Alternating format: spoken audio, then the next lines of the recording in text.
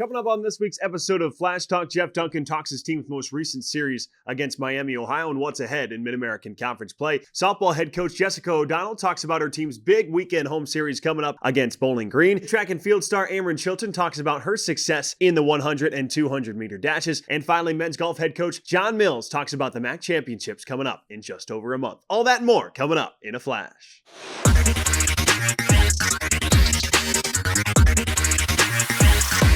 Welcome into Flash Talk, joined by Kent State baseball head coach Jeff Duncan.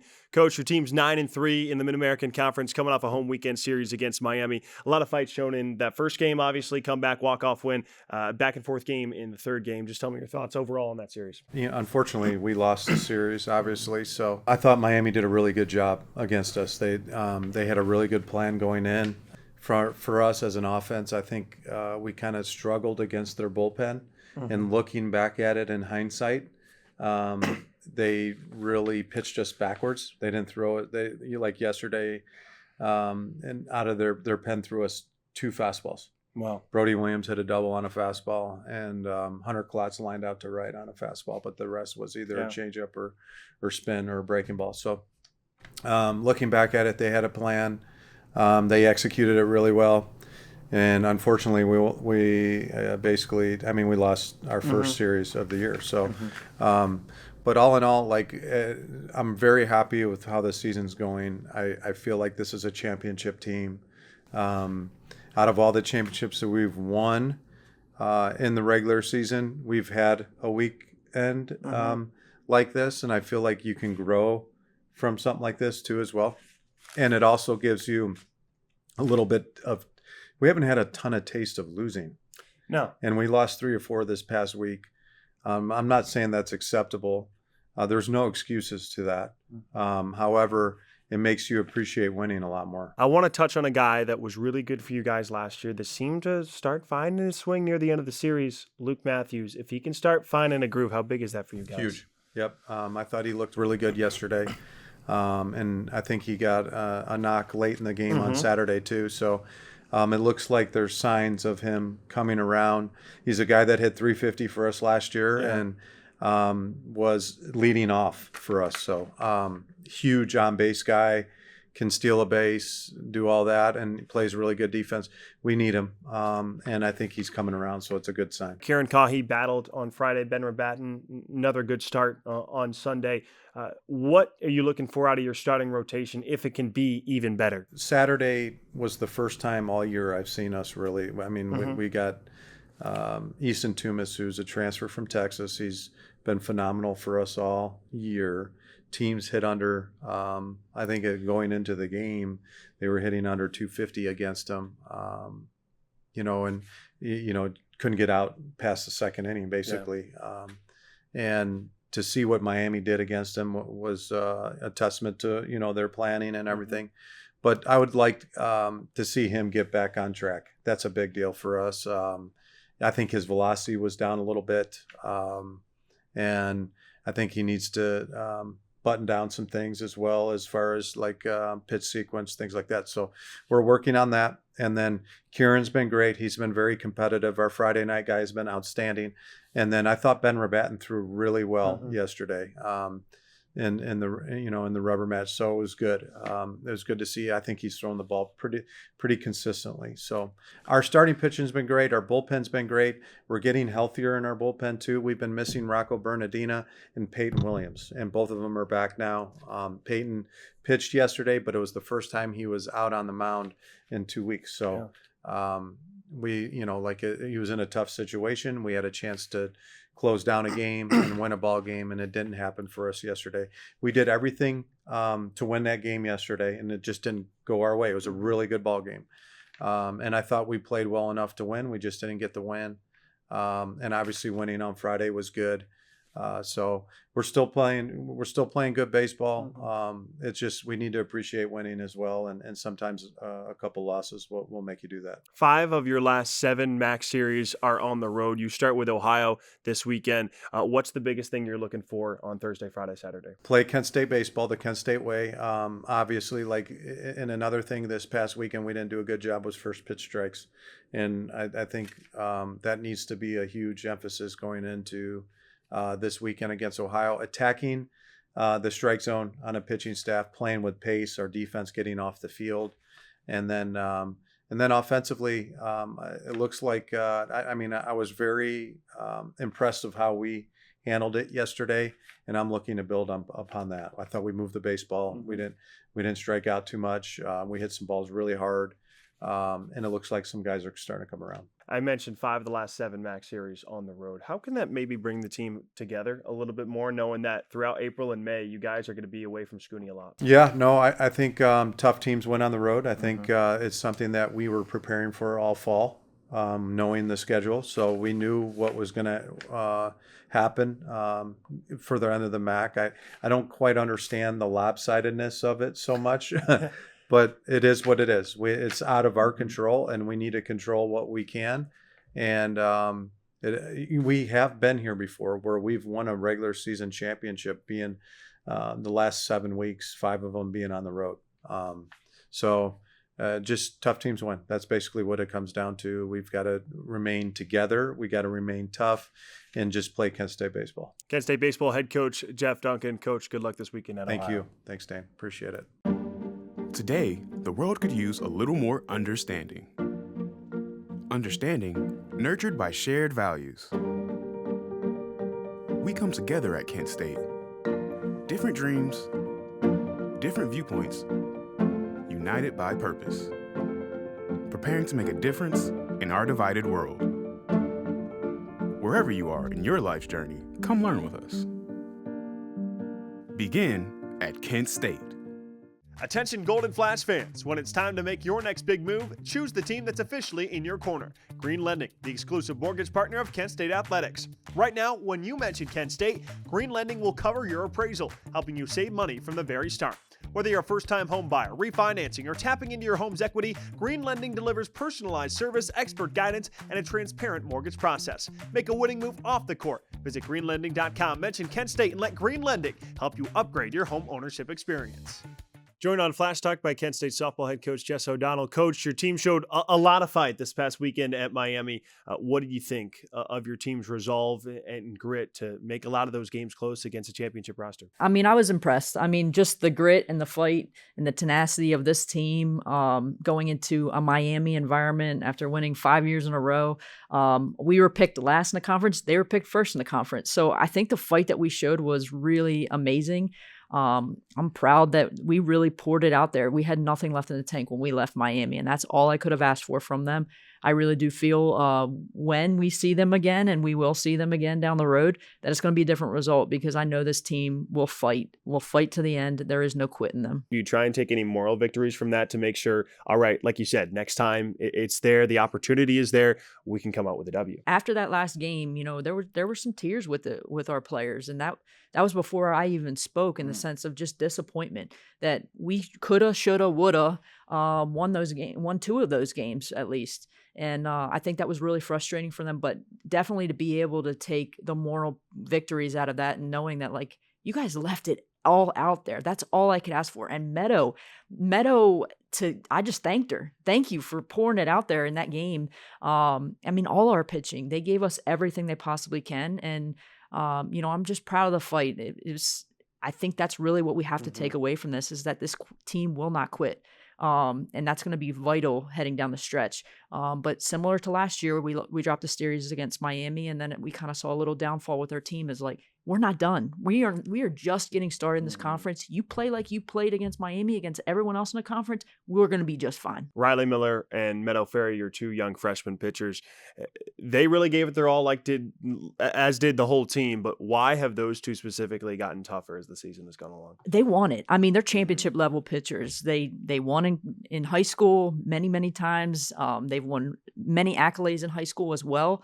They want it. They know what it takes to win. Yes, it's high school. Yes, there's travel ball, but at the same time, they knew in the recruiting process what they were coming into Kent State to do, and that was to help us build a championship program. So they have it in their blood. We just got to continue to get it out of them. There's a big cluster right now in the MAC standings. You guys are right in the heart of it at 4-5. Big home weekend series coming up against Bowling Green. How crucial is it that you guys capitalize? Very. And I mean, bring that same fight that we had against Miami. I think that's going to be huge. You know, Bowling Green took all 3 from us last year, so there is there's paybacks coming, and to be able to play those series at home here in potentially rain, it's going to be tough. It's going to be tough. It's going to be fun. I'm excited for the environment, and I'm excited to see our team continue to fight. This team has continued to hit the ball. Why has that relentless mentality been there ever since conference play started? That's sort of my area of expertise, and I think your team is a reflection of you as the coach. And so with that being, it's not that it's never good enough, but almost the mentality of we can continue to get better week in and week out, and really scout these opponents well and figure out kind of what are their tendencies, where do we attack in practice, and knowing that like, hey, we're right there. We got to capitalize in timely hitting. We got to find a way to get runners on. We got to bunt. Our bunting has to improve. But I think that's kind of just the mentality that I've had, is that we've got to hit. And that's been our mentality since I got here, is like, hey, we're going to have to score runs to win games. And that's fine. We know that. And our team knows that. And they will fight for us on the offensive side. So, I mean, we had 15 hits in game 2 against Miami, and to their 8, so it's incredible. And to to lose that game is very frustrating, but that fight, that feeling of that loss is what's going to carry us forward to be successful. I believe that. Their team's 5-0 at Divine Diamond at home this season. Where does your team's swagger come from? The internal leadership. Brennan Libler is outstanding. I've seen a different player show up, different leadership style show up. I mean, she's that leader on the field as a senior, and knowing that every game is getting closer to the end. And I see a player really come out to say, hey, we're not losing this game. The other one that's impressive is our other senior, and that's Casey Markusik. Now, you haven't really seen her on the field. She's injured, but man, her leadership in that dugout is on par with a coach. She's very positive, very optimistic, very loud, tons of energy. She gets that dugout going, and she helps our team when they come off that field of, hey, we got to get better in these areas. So I just love her energy, and I just think that internal leadership is huge when you're building a program and you're building success. Is you need that internal leadership. How crucial is it that those freshmen kind of see that example from those seniors, so down the road 2-3 years from now they can be those examples? Unbelievably crucial that our freshmen see that now. And the other thing is too, our freshmen have been huge. We have 6 of 9 starting freshmen, in the roster, which is crazy. So to be able to get that experience now and see that leadership now and see the fight in them too. They also came from championship level programs, so they know what it takes to win. But still, you have that freshman mentality of, I'm not sure what this looks like. What's a series? So I think it's just huge. I think it's going to be big for us even next year because they've had a year under their belt. This weekend against Bowling Green, Kent State softball head coach Jess O'Donnell. Coach, thanks so much. Thank you. For every just one more mile to your next ace on the court, when you have a sports-related injury, Cleveland Clinic is here. For our Cavaliers, our Guardians, and athletes at all levels, our sports medicine team helps keep you in the game. With expert diagnosis, personalized sports therapies, and game-changing surgeries. For every injury, for every athlete, for every care in the world.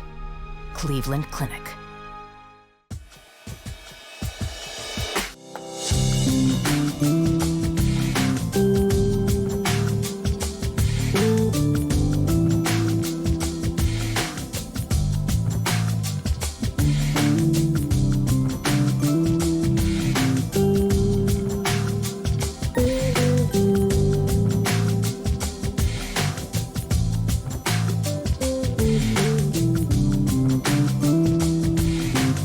Joined by Kent State women's track and field star Amryne Chilton here on the show. Amryne, you finished first in the women's 200 meter at the Indoor MAC Championships. How satisfying was it for you to get that win? You finished second in that event a year ago.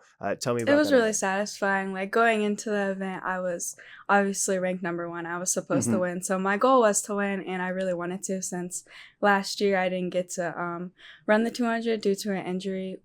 So going into the race, I just wanted to win. And after I was in the first heat and I saw my time, I wasn't that satisfied. And then the second heat went off and the girl crossed the line and she had a faster time than me. And then someone protested and she got DQ'd and I won. So it was really just satisfying and to just win the 200 again. Absolutely. As a team, there was a lot of success as well. The first indoor track and field title for the women's side for Kent State since 2014. How cool is that to celebrate that? It was really awesome. We went through a lot of things from the start of the meet. It wasn't really going our way. So everyone was just kind of like, we weren't as down as we was last year outdoor when we knew we weren't going to win. But we just adjusted and came together as a team more, and stuff happened, and it went together for us. As you transition to the outdoor season, what is the biggest transition for a sprinter like you going from indoor to outdoor? My body was really fatigued after indoor, because indoor, just a lot of things are different with the different size of the track and everything. So my body was just really like worn down. So just taking a few days for a little break before outdoor and really just changing my mindset for outdoor season was the biggest thing. You had a really good 100-meter race most recently, starting the outdoor season at the Raleigh Relays. Tell me how the 100 differs from the 200 in your approach to that. The 100 really is just being aggressive at the start and transitioning to finish. I don't really have a great start at times, so the 200, I oftentimes just catch up at the end, but just really working on my start at the beginning of the 100. What individual goals did you have for yourself before the season in indoor, and what goals do you have for yourself for the outdoors? Going into indoor, I wanted to break the 60 record again, which I tied it. I didn't break it, but whatever. And then I wanted to win something indoor. I wanted to take home a MAC title, so that was really good for me. And then outdoor season, I just want to break a lot of my PRs and drop a lot of times tremendously and win again. You told me right before this interview that when you came in to Kent State, you were primarily running the 400, some longer distance races in high school. What was that transition like, going from longer distance races to being more of a sprinter at Kent State in the beginning of the year? It was a big transition for me. Once I started sprinting and doing the shorter races, my body started to break down and I had a few injuries. But then it really worked out for me. Now I'm really better at the shorter distances and I can also run the 400, so it worked out. Does your mindset maybe differ a little bit in when you compete in those relays, and how important are those handoffs? And take me through what a good handoff When looks I run like. the relays, I'm really just doing it for my team, just wanting to get the baton off to the next girl in first, or passing a lot of people to get in first. But yeah, it's really just a team thing for me when I go into the relay. So I often run faster on the relays because I really just want to not disappoint my teammates. Is there a leg that you prefer the most in relays? Second or last? The 4x1 I'm last, and the 4x4 I was second this past weekend. So why do you prefer being last?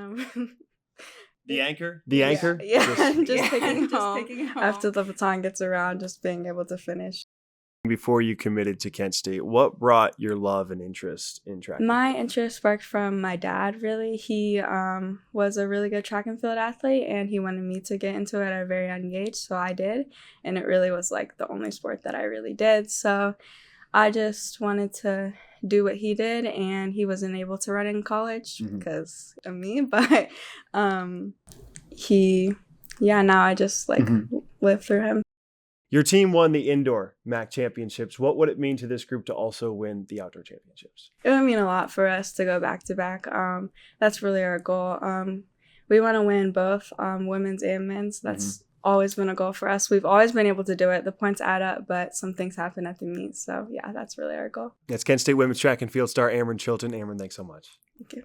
Coming up this week in Kent State Athletics, brought to you by KSU Ticks. Thursday, Friday, Saturday, baseball hits the road for a 3-game weekend series at the Ohio Bobcats. Starting on Friday, men's and women's track and field takes part in the Dave Labor Invitational hosted by Slippery Rock on Friday and Saturday. Gymnastics has 3 gymnasts competing in the NCAA Regionals in Lexington, Kentucky on Friday. And softball starts a 3-game weekend set with Bowling Green, 1 game on Friday, 2 games on Saturday. Lacrosse hosts Robert Morris for Senior Day for a 1 p.m. first draw. Monday, baseball is at home for a midweek matchup against the school down the road, 6 p.m. first pitch at Schoonover Stadium. And finally, on Tuesday, softball plays the school down the road at Firestone Stadium for a 7 p.m. first pitch, and lacrosse takes on Florida State for an 11 a.m. start. As always, you can buy your tickets at ksutix.com. If you want more information on your favorite Flashes teams, visit kentstatesports.com or go to the Go Flashes app. We'll be back with more right after this.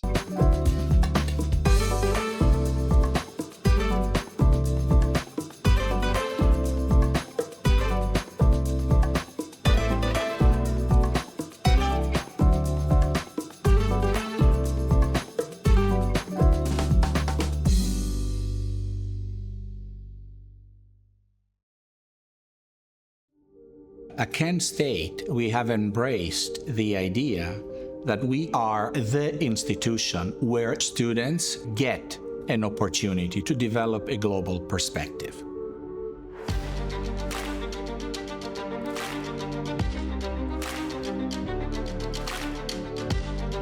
We want students to know if they go to Kent State, they have the world a la carte. Joined here on Flash Talk by Kent State men's golf head coach Jon Mills. Coach, you have a very young group this year as you guys prepare for the MAC championships in a little over a month. I'll start with Darcy Hogg. He's finished in the top 20 in 2 of his last 3 tournaments. Where has he improved the most from fall to spring? A lot of different places. I think his driving has become a huge strength of his. And when he first got here, he was kind of struggling with that. So it's really nice to see kind of what he's done in his sophomore season. Liam Curtis is a young freshman. He finished at the top of the leaderboard for you guys in your most recent tournament. What's Liam's potential? I think off the charts. I think, looking at what he's done as a freshman, he's had some ups and downs, but he's qualified and played in every event. And that's tough to do as a freshman. So, he seems to keep getting better each event he plays. So I'm excited to kind of see where that takes him. We mentioned the MAC championships coming up in a little over a month. How big is it, albeit a young lineup, that you do have some guys with experience that know what it takes winning the championship last year with Nolan and Isaiah? Having a young lineup, it's obviously some challenges, but the more they play, the more experience they get. And, again, with Nolan and Isaiah playing last year, they have that kind of experience, know what it's like and know what to expect. And, it's good because we have 2 events before then, and being somewhat local, it's good for them to get that experience on similar style golf courses. The most upcoming event is the Robert Kepler Invitational in Columbus, Ohio. You as a team have finished top 5 there the last 5 years. What's the key to having another good team performance there, Coach? Kind of build from, the last round of Bulls Bay. I felt like they played well that day, and it kind of showed some of their what they're capable of. And having a good couple weeks here to get ready for Ohio State, everyone's kind of familiar with that golf course.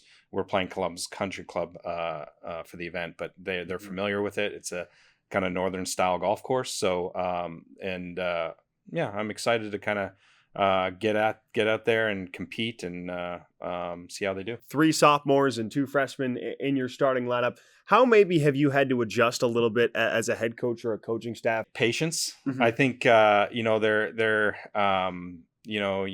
see a lot of kind of, I guess, mistakes here and there that freshmen make, and it's just trying to learn from that and not repeat them. And it's interesting because it's a roller coaster. It seems like a roller coaster each week, but with a young group, they keep gaining that experience, and as long as they stay positive and work on their game, I think good things will come. What are some of those common pitfalls that sometimes some young players can fall to early in their college careers, and how do you as a coach try and make sure those things don't happen as the season prolongs? The scheduling of playing on a regular basis and playing 36 holes, and you don't have the time to sit there and work on your game. It's just you got to play, and you got to learn to play when things aren't going well. That's one of the biggest things. It's golf's not about when things are all aligned and you're playing great golf. It's when you're not hitting it the way you want to hit it. How can you still figure out to score a golf ball? The mental approach obviously is very big in the game of golf. Who would you say in your starting lineup right now has that strongest mental approach? Isaiah Ibbett, Darcy's got very strong mental approach as well. They don't seem to let too much bother them. And it's good to kind of see that around the other players, and they kind of learn from that. You win the MAC championship last year. How often is that something that you guys talk about throughout the season, or is that not much of a topic until it gets there? I think it's there. We don't talk about it too much. I think, our focus is on whatever event's next. And, we went through all our goals at the beginning of the season, and obviously that's one of them, but there's a lot more to it than that. But it's just about preparing for the next event and performing our best. The MAC championships are in Zionsville, Indiana this year. How early do you guys start scouting that course, and how many of your guys have maybe golfed on that course already? Yeah, we're allowed to one trip in the fall to see it. And it's familiar, very similar to other golf courses we played for the MAC championship. So there's some similarities with actually a couple years ago where we played out in Indiana. So we'll play other golf courses around the area here that are similar to that golf course in preparation. Coming up next against Ohio State in the Robert Kepler Invitational in Columbus, then the MAC championships May 3rd through the 5th. Kent State men's golf head coach Jon Mills. Coach, thanks so much. Thank you. That'll do it for this week's episode of Flash Talk. Make sure you tune in next week. We'll have more of all things Kent State sports spring action. For our entire GFTV studio, Ethan Latinsky, Justin Spots, I'm Dane Richardson saying good night and go Flashes.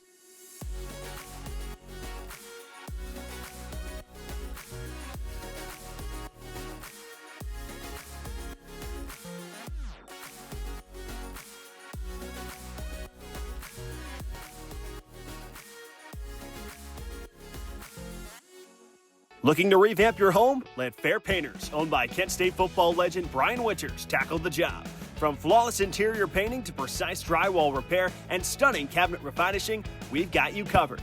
Our local team in Streetsboro ensures top quality craftsmanship, fast service, and a 10% discount for veterans. Make your home look its best with the pros you can trust.